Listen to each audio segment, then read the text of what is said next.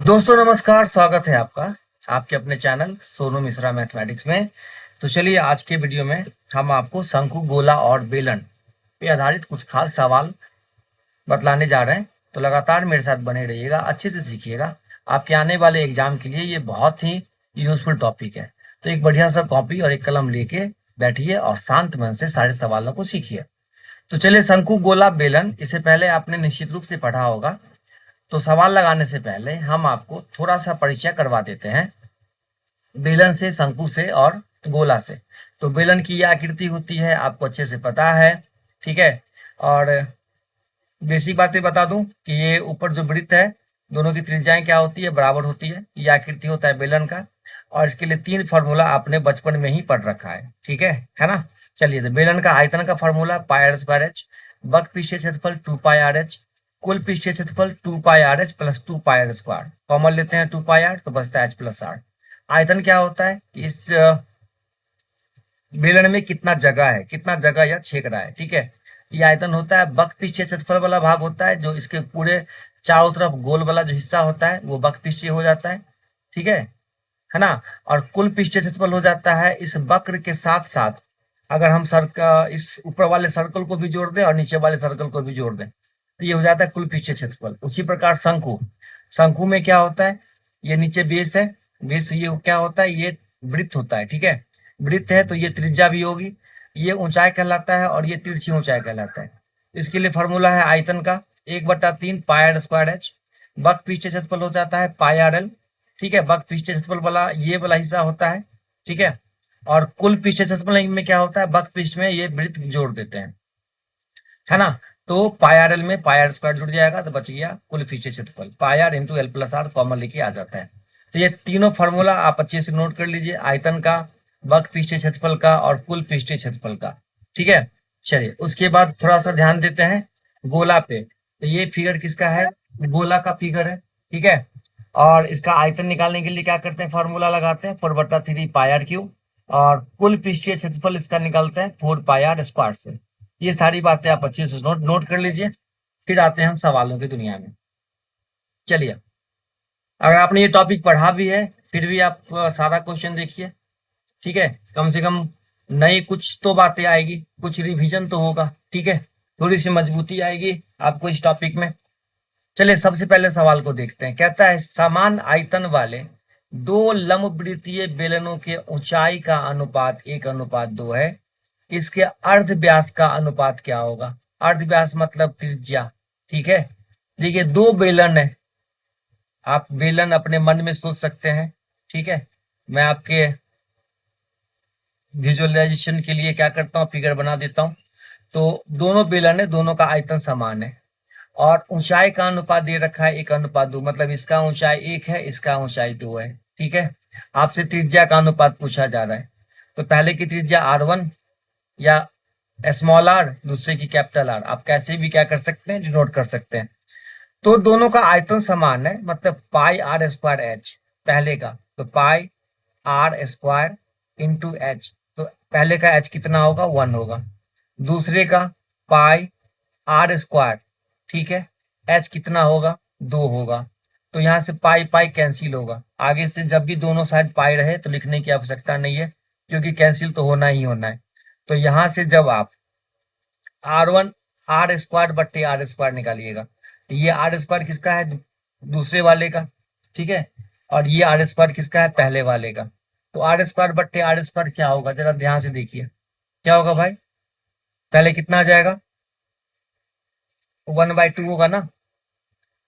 और मैं पहला अनुपात दूसरा ही निकालूंगा ना, दूसरा पहला क्यों निकालूंगा, ठीक है। पहले का अनुपात बट्टा दूसरे का अनुपात आपसे पूछा जा रहा है, तो पहला क्या है, R2 स्क्वायर बट्टे आर, है ना, आर स्क्वायर, ये पहले का आर है, ये दूसरे का आर है। तो कितना हो जाएगा, ये 2/1 आ जाएगा। तो यहाँ से जब आप स्क्वायर हटाएंगे तो सामने क्या लग जाएगा, रूट लग जाएगा, ठीक है ना। सामने रूट लग जाएगा, तो रूट जैसे आप लगाइएगा तो √2 और अनुपात 1 का 1 ही रहेगा, ठीक है। तो √2 + 1 आपका आंसर आ जाएगा। क्या किया मैंने, यहाँ से स्क्वायर हटा के सामने रूट लगा दिया, ठीक है। तो √2 + 1 आपका आंसर आया। चलिए, दूसरा क्वेश्चन क्या कहता है, दो बेलनों की आधार त्रिज्या, ठीक है, 2:3 के अनुपात में है। इस बार त्रिज्या का अनुपात दे रखा है 2:3 और उनकी ऊंचाई का अनुपात 5:3 है। तो उनके आयतनों का अनुपात बता दे। ठीक है, दोनों का आयतन निकाल लेते हैं। तो पहले में भी पाई आर स्क्वायर एच होगा, दूसरे में पाई आर स्क्वायर एच होगा, तो पाई पाई दोनों में होगा, तो पाई लिखने की आवश्यकता है ही नहीं। ठीक है, पाई लिखूंगा ही नहीं क्योंकि पाई दोनों में कैंसिल होगा। चलिए आर स्क्वायर एच, तो आर कितना होगा, पहले का आर कितना है 2 है, तो 2 का स्क्वायर करेंगे तो 4 होगा। ठीक है, और एच करेंगे तो कितना होगा, इसका एच कितना है 5 है, और दूसरे का कितना होगा, ध्यानपूर्वक देखिएगा, दूसरे का त्रिज्या कितना है 3 है, तो 3 का स्क्वायर 9 होगा। ठीक है, और ऊंचाई कितना है 3 है, तो 4×5 20 और 9×3 27, 20 7 का 27 का आपका आंसर होगा। पहला अनुपात दूसरा था।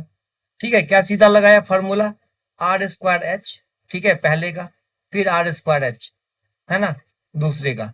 कुछ नहीं करना है, पाई पाई लिखना ही नहीं क्योंकि पाई दोनों में है, कैंसिल हो जाएगा।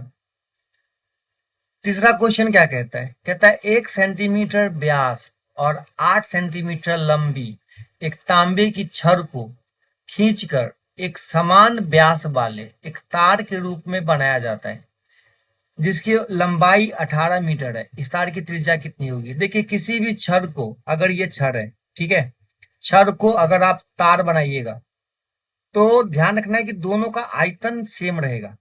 ठीक है, लेकिन ये दोनों है तो बेलनाकार ना, दोनों है क्या, बेलन के ही आकार का, तो पहला का आयतन बराबर दूसरा का आयतन, बस इतना ही सा काम करना है। तो जरा ध्यान से देखिएगा, पहला का आयतन आप क्या लिखिएगा, पहले का आयतन क्या होगा, पाई आर स्क्वायर एच, तो पाई तो रहेगा दोनों साइड, तो पाई लिखने की आवश्यकता है ही नहीं, आर स्क्वायर एच से काम चलेगा। तो यहाँ 1 सेंटीमीटर व्यास है, तो आपको अच्छे से पता है व्यास का आधा त्रिज्या होता है। ठीक है, ठीक ना, तो आर स्क्वायर करेंगे तो 1/2 का स्क्वायर करेंगे तो 1/4 होगा, इंटू एच, एच बोले तो लंबाई, कितना लंबा है 8 सेंटीमीटर, है ना, तो 1/4 गुने 8 बराबर दूसरे का, पाई तो इधर भी होगा इधर भी होगा, पाई पाई लिखना ही नहीं है, फिर आर स्क्वायर, तो आर तो आपसे यहाँ पूछा जा रहा है, तो आर स्क्वायर का r square into h, h कितना है 18 मीटर। तो जरा गौर फरमाइएगा, यहाँ सारा मामला सेंटीमीटर में है और यहाँ मीटर में है, तो इसको सबसे पहले आप क्या करोगे, सेंटीमीटर में चेंज करोगे, तो 100 से गुना कर देना है। देखिए 4 दूना 8, है ना, और 2 से काटोगे तो 900, तो एक बराबर कितना हो गया 900 आर स्क्वायर। तो जब आर स्क्वायर का आप मान निकालोगे तो 1/900, और जब आर का मान निकालोगे तो रूट लग जाएगा, और जैसे ही रूट लगेगा तो ये 900 का वर्गमूल कितना होगा 30, 1/30 centimetre. This is your answer. ठीक है, समझ में अगर सारी बातें आ जाए तो निश्चित रूप से कमेंट करिएगा, आपका कमेंट बहुत मायने रखता है हमारे लिए। ठीक है, चलिए चौथा नंबर सवाल क्या है, किसी ठोस बेलन की त्रिज्या और ऊंचाई का योगफल 20 सेंटीमीटर है, उसका कुल पृष्ठीय क्षेत्रफल 880 है, तो उसका आयतन क्या है। देखिए बेलन की त्रिज्या और ऊंचाई, बेलन की त्रिज्या आर और ऊंचाई एच, दोनों का योगफल दे रखा है 20 सेंटीमीटर। ठीक है, और उसका कुल पृष्ठीय क्षेत्रफल 880 है, तो बेलन का कुल पृष्ठीय क्षेत्रफल आपने फॉर्मूला पढ़ा है 2πr into h plus are. ठीक है, आप वीडियो के पॉज करके देख सकते हैं, पीछे मैंने जो क्या पढ़ाया था बैक करके, और तो कॉपी में अगर आपने नोट किया है तो देख सकते हैं। और इससे भी एक अच्छा आसान सुविधा है, मैं आपको नीचे फॉर्मूला लेके दिखा देता हूँ कि क्या है, बेलन का कुल पृष्ठीय क्षेत्रफल 2πr into h plus are, है ना, यही फॉर्मूला आपको यहाँ पे लगाना है। तो 2πr into h plus r का वैल्यू दे रखा है कितना 880। चलिए दो, पाई का मान कितना होता है 22/7, ठीक है, इंटू आर, आर तो है नहीं, ठीक है, लेकिन एच प्लस आर पता है, एच प्लस आर कितना है 20 बराबर कितना 880। अब देखिए कैंसिल करते हैं इसको, एक जीरो से जीरो कट गया, 22 दूना 44 दूना 88, खत्म हो गया, तो आर बराबर कितना हो गया 7 सेंटीमीटर। अब आर बराबर 7 है, तो ये आर अगर 7 है तो एच बराबर आपको मिल गया 13, है ना, क्योंकि दोनों मिलके 20 है। अब आयतन निकाल देना है, तो आयतन के लिए फॉर्मूला क्या, पाई आर स्क्वायर एच, तो पाई का मान 22/7, आर कितना है 7, 7 गुने 7 इंटू 13, तो एक 7 से 7 कट गया, अब 22 को गुना कर देना 9391 से। अब देखिए ऑप्शन आपको हेल्प करने वाला है, यहाँ पे गुना करिएगा तो 2 1 2, दो केवल एक ऑप्शन में है, यही क्या होगा आपका आंसर होगा। आप गुना करके देख लीजिए, यही आने ही वाला है। पांचवा क्वेश्चन, इसमें कौन सा कॉन्सेप्ट है भाई, शंकु है। क्वेश्चन क्या कहता है, कहता है 16 सेंटीमीटर ऊंचाई वाले एक शंकु के आधार की परिधि। तो शंकु भाई ऐसा होता है, और शंकु का आधार जो होता है वो वृत्त होता है, मतलब वृत्त की परिधि की बात कर रहा है। वृत्त की परिधि कितनी है, 33 सेंटीमीटर। तो शंकु का आयतन कितना होगा। देखिए तो वृत्त, ये ना शंकु की आधार जो है वो वृत्त होता है, ठीक है। तो वृत्त की परिधि क्या होता है, 2πr। और 2πr कितना के बराबर है, 33 के बराबर। यहाँ से आपको क्या करना पड़ेगा भाई, शंकु की ऊंचाई तो है 16, और आयतन निकालने के लिए आर की आवश्यकता है, तो आर यहाँ से पता चलेगा। तो आर बराबर कैसे निकलेगा, 2 × 22/7 गुने आर बराबर कितना, 33। अब बस आपके कैलकुलेशन पे डिपेंड करता है कि आप कितना जल्दी जल्दी बनाते हैं। 11×2 = 22, 11×3 = 33। तो कितना हो गया, 2×4r/7। तो यहाँ से जब आर का मान निकालिएगा तो कितना हो जाएगा, 7×21/4। अब चलिए अब शंकु के आयतन की बात करते हैं। तो शंकु का आयतन क्या होगा, 1/3πr²h।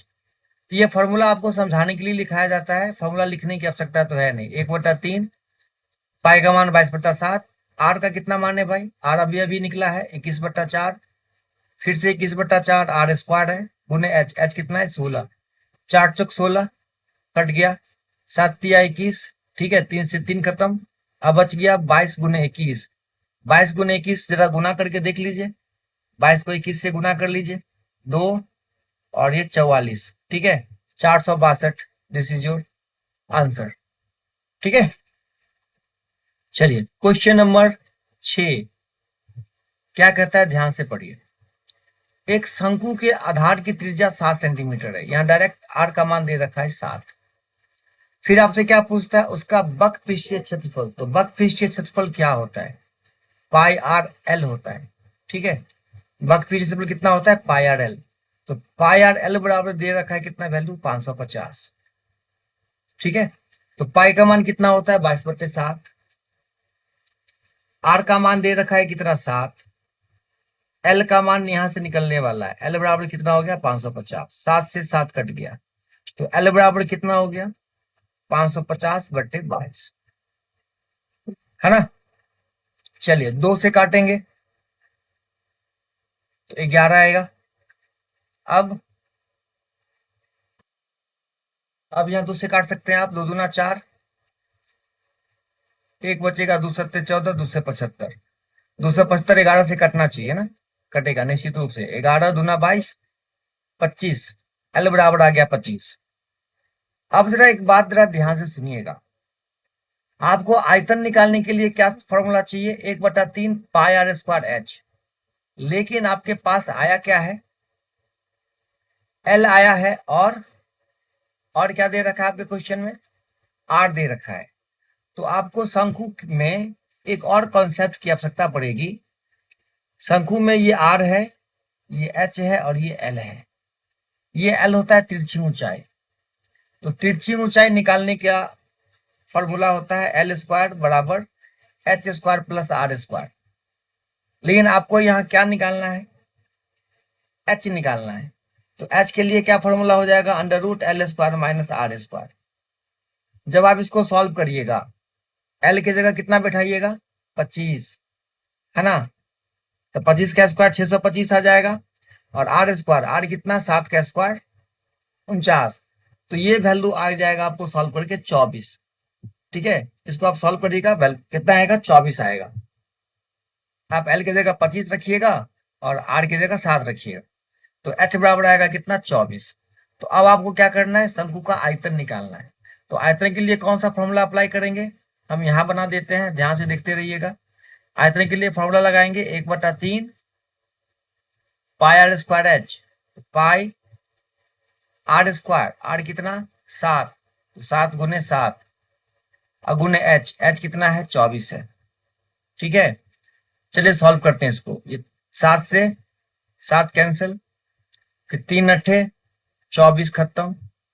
अब बच गया 22 को किससे गुना करना है, 56 से। तो 56 को 22 से गुना किया जाए। देखिए 100×12 = 2, हासिल 1, तो दो दो ऑप्शन में है, चला के गुना कर लेते हैं। 5 दूना 10 और 1 11, ठीक है। फिर 6 दूना 12 का 2, हासिल 1, फिर सेम सेम आएगा, इसमें कोई दिक्कत नहीं। 2 2 1 3 2 1, 12 32, 12 32 ये होगा जी आपका आंसर, ठीक है। चलिए 7वां नंबर सवाल क्या है, जरा गौर फरमाइए यहाँ पे। एक गोले का बक पृष्ठीय क्षेत्रफल दे रखा है, गोले का बक पृष्ठीय क्षेत्रफल। तो गोले का पृष्ठीय क्षेत्रफल क्या होता है, 4 पाई r स्क्वायर। क्या होता है, 4 पाई r स्क्वायर। और आपसे क्या पूछता है, गोला का आयतन, ठीक है। तो 4 पाई r स्क्वायर दे रखा है 616, है ना। अब यहां से हम पहले क्या करेंगे, आर का मान निकालेंगे। क्यों, क्योंकि हमको आयतन निकालना है 4/3 पाई r क्यू करके। तो 4/3 पाई तो अवेलेबल है, आर नहीं है। तो आर निकालने के लिए क्या करेंगे, देखिए 4 पाई का मान 22/7 इंटू r स्क्वायर बराबर कितना, 616। अब क्या करेंगे, 22 × 4 = 88, है ना। तो r स्क्वायर बराबर कितना हो जाएगा, 616 × 7/88। अब आपको हम होमवर्क देते हैं, यहाँ से r का मान निकालिए, सॉल्व करके रूट निकाल दीजिएगा, ठीक है। और r का मान यहाँ पुट करके बताइए कि गोला का आयतन कितना होता है। हम आपके कमेंट का इंतजार करेंगे, ईमानदारी से आंसर बताइएगा, ठीक है। उम्मीद करता हूँ कि सारा कॉन्सेप्ट समझ में आ गया होगा। समझ में आ गया तो निश्चित रूप से कमेंट करके बताइएगा।